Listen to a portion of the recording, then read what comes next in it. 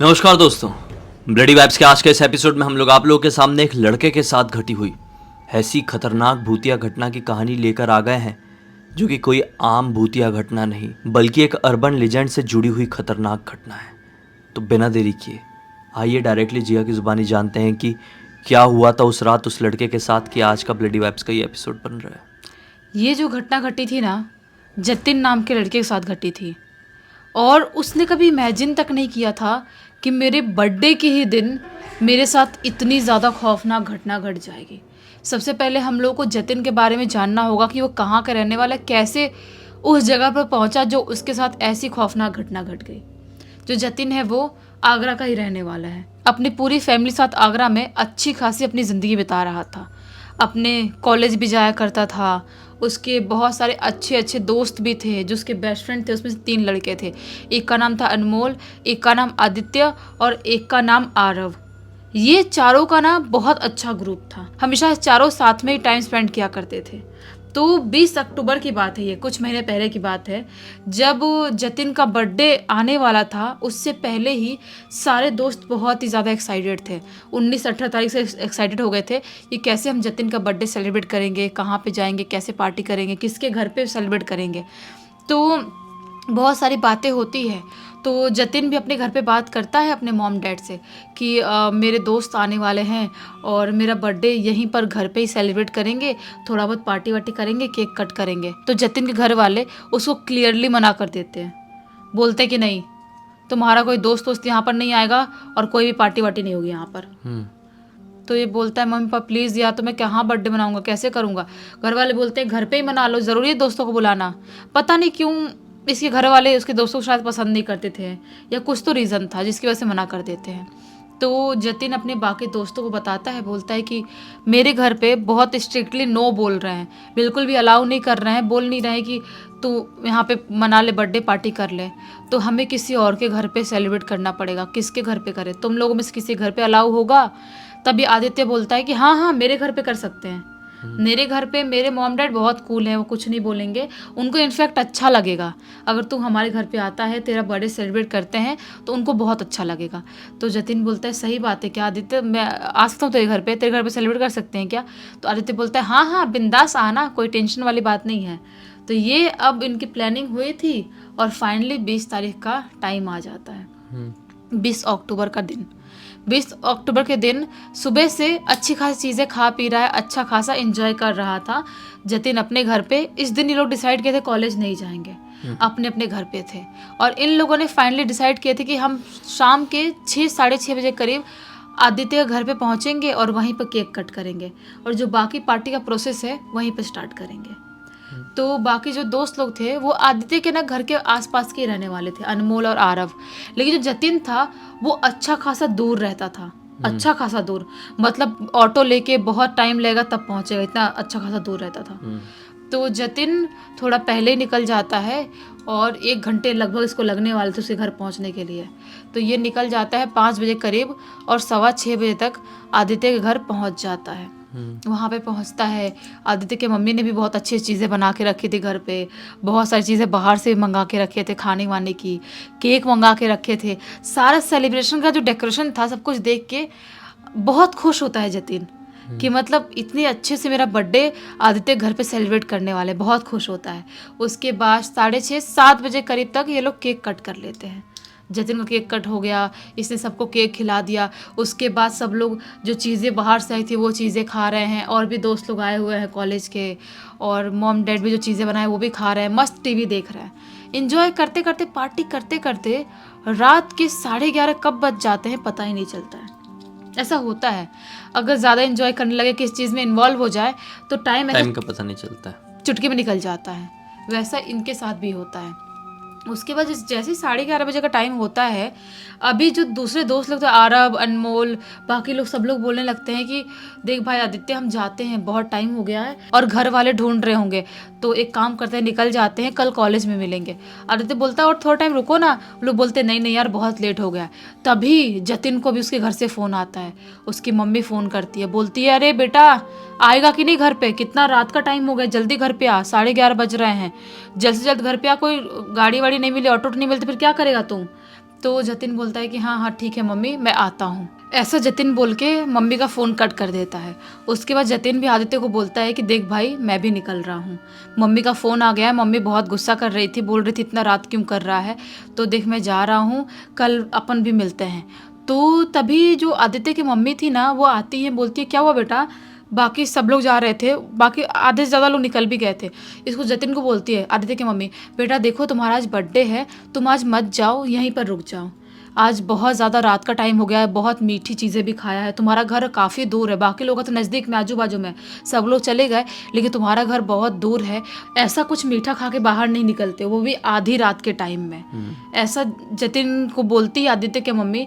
लेकिन जतिन बोलता है आंटी मैं समझ रहा हूँ आप क्या बोलना चाह रहे हो, लेकिन आप भी मेरा सिचुएशन समझो, मम्मी बहुत चिल्लाएगी अगर मैं नहीं गया तो, जाना ज़रूरी ही है, तो मैं कोई ना कोई ऑटो या कोई ना कोई गाड़ी वाड़ी ढूंढ लूँगा, कैब ढूंढ लूँगा, मिल गया तो फिर मैं करके चला जाऊँगा, आप ज़्यादा टेंशन मत लो।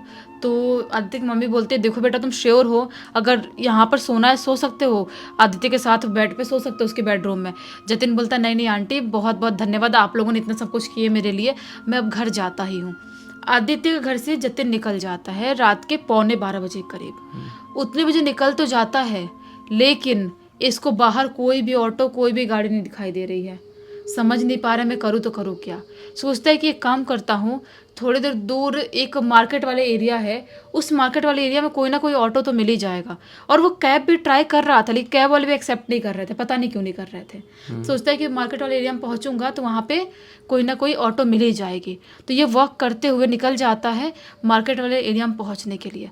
मार्केट वाले एरिया में भी पहुँच जाता है, लेकिन वहाँ पर भी कोई भी ऑटो उसको नहीं मिलती है। वो भी रात के आधी रात का टाइम बंद ही हो गया था पूरा मार्केट, छोटा सा मार्केट का एरिया था, कोई ऑटो नहीं मिलती है। अभी भी कैब ट्राई कर रहा है, कैब भी नहीं मिल रहा है। इसको ऐसा लगता है मेरी किस्मत ही खराब है क्या, आज के दिन ही, मेरे बर्थडे के दिन ही ये सब कुछ होना था क्या।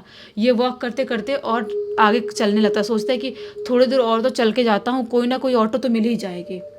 ये चल रहा है, ये चलते चलते एक थोड़ा सा गाँव वाले एरिया में एंटर करता है। और जैसे ये गाँव वाले एरिया में एंटर करता है, इसको ऐसा महसूस होता है कि कोई तो मेरे पीछे पीछे भी चल रहा है। उसके कदमों की आवाज़ धम धम धम करके उसके कदमों की आवाज़ आ रही है, और भारी कदमों की आवाज़ आ रही है। उसको ऐसा लगता है कोई तो चल रहा है पीछे।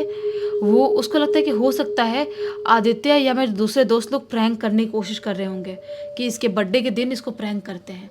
तो ये बोलता भी है आदित्य, अनमोल, आरव, तुम लोग हो क्या, देखो प्रैंक मत करो। आगे देखते देखते ही बोल रहा है प्रैंक मत करो, मैं बहुत लेट हो गया हूँ घर जाने के लिए, अभी मैं नहीं रुक सकता। वापस चलने लगता है, पीछे नहीं मुड़ता है। वापस से उसको कदमों की आवाज़ ज़ोर ज़ोर से जैसा कोई इसके ऊपर कूद के चढ़ने की कोशिश कर रहा है, ऐसी आवाज़ आती है, जैसे कूद कूद के कोई चल रहा है बहुत ज़ोर से, ऐसी आवाज़ आती है। अब ये थोड़ा सा घबरा जाता है। इसको आंटी की वही बात याद आने लगती है कि कुछ भी मीठा खा के घर से बाहर आधी रात में नहीं निकलना चाहिए, और इसने बहुत सारी मीठी चीज़ें खाया था। इसको ये चीज़ याद आती है। अब इसके अंदर से धक धक धक धक धक धक होने लगती है ज़ोर ज़ोर से। ये सोचता है कि एक काम करता हूँ, मैं आदित्य को फ़ोन लगाता हूँ, पीछे भी ना मुड़े। अगर कुछ है भी मेरे पीछे तो मैं देखना नहीं चाहता, अगर मैं देख लूँगा तो शायद यहाँ से चल के नहीं जा पाऊँगा, मेरा डर और ज़्यादा बढ़ जाएगा। वो अपना फ़ोन निकालता है जेब से आदित्य को फ़ोन लगाने के लिए, तो क्या पाता है उसका फ़ोन ऑन हो रहा है, ऑफ हो रहा है, ऑन हो रहा है, ऑफ हो रहा है अपने आप। समझ नहीं पाता है कि मेरा नया फ़ोन है, 1.5 महीने पहले ही लिया था, और अच्छा खासा चार्ज भी था, ऑन ऑफ ये क्या हो रहा है। ये सारी चीज़ें सोच ही रहा होता है, तभी पीछे से उसको किसी के घुर्राने की आवाज़ आती है। अभी उसकी घबराहट और ज़्यादा बढ़ जाती है, और वो पीछे मुड़ के देख लेता है।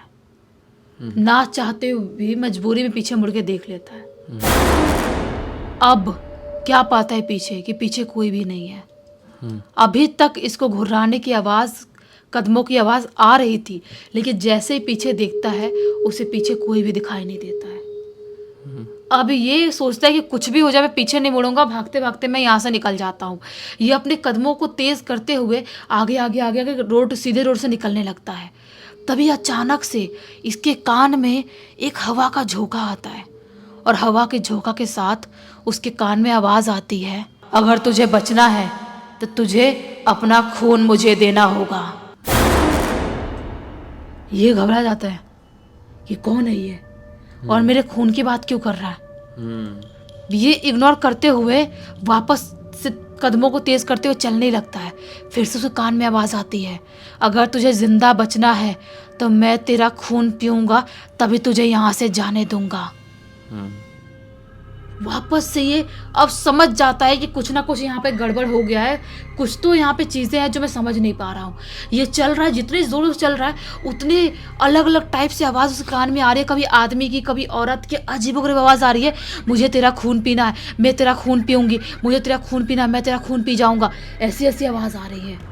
ये भागते भागते भागते घबराए, वो पूरा पसीना पसीना हो गया, गर्मी से घबराहट से उसकी किडनी से बाहर निकल जाएगी ऐसा महसूस कर रहा है। भागते भागते काफ़ी आगे पहुंच जाता है।